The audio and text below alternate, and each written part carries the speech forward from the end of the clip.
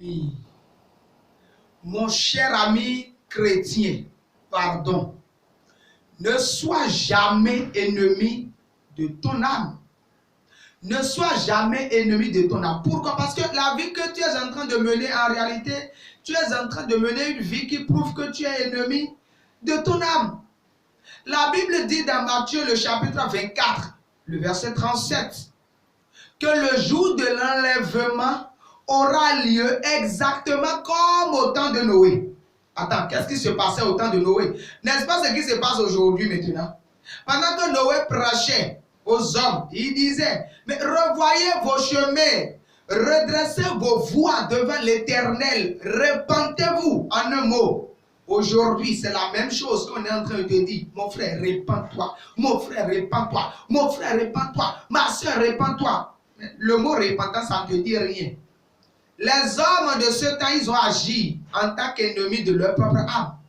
Aujourd'hui, toi aussi, tu fais la même chose. Tu agis en tant qu'ennemi de ton âme. Mon frère, je vais te poser une question.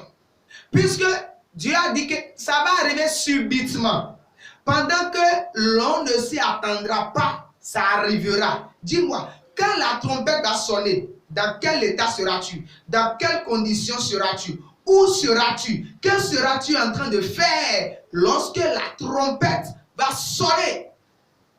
Est-ce que tu serais peut-être bien accroché à une prostituée en train de vivre les passions de ta chair quand la trompette va sonner? Réfléchis-y. Pardon, ne sois pas ennemi de ton âme. Laisse Satan maintenant. Laisse Satan d'abord. Écoute, bien-aimé, je te dis la vérité. Satan a déjà assez de problèmes puisque Satan sait que l'enfer l'attend. Satan a assez de problèmes. Et c'est pourquoi il a de travailler d'arrache-pied pour te contaminer toi maintenant. Il va te dire une chose. Pourquoi toi-même tu vas laisser Satan te contaminer? Laisse-le tranquille. Si Satan veut contaminer quelqu'un, toi, dis-toi simplement que ça ne doit pas être toi. Lève-toi, travaille pour le salut de ton âme. Christ t'attend, bien-aimé. Bientôt, l'enlèvement aura lieu.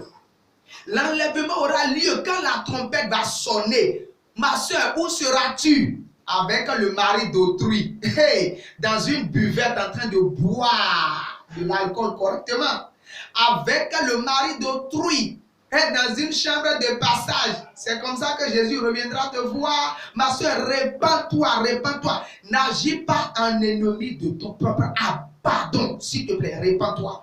Parce que le moment arrive bientôt où l'homme ne pourra plus demander la compassion. Et quel est ce moment-là? Lorsque tu vas fermer les yeux et ne plus te réveiller. Tu ne pourras plus demander la compassion. Tu ne pourras plus demander la miséricorde. Bien-aimé dans le Seigneur Jésus-Christ, où est-ce que tu seras quand Jésus-Christ va revenir? Seras-tu en train de voler? Surtout toi, ma maman, je te dis la vérité. Toi qui mens à ton mari.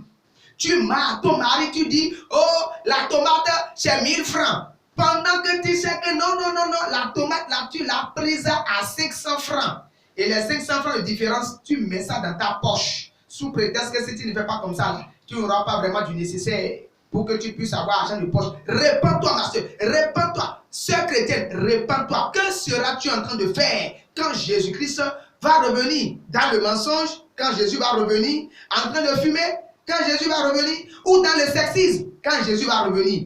Quand Jésus reviendra, que seras-tu en train de faire? Que serais-tu en train de dire? Les injures peut-être, les insultes, les paroles profanes, les moqueries. Christ reviendra-t-il te voir dans cet état? Bien-aimé dans le Seigneur Jésus-Christ, répands-toi, car bientôt Jésus-Christ revient.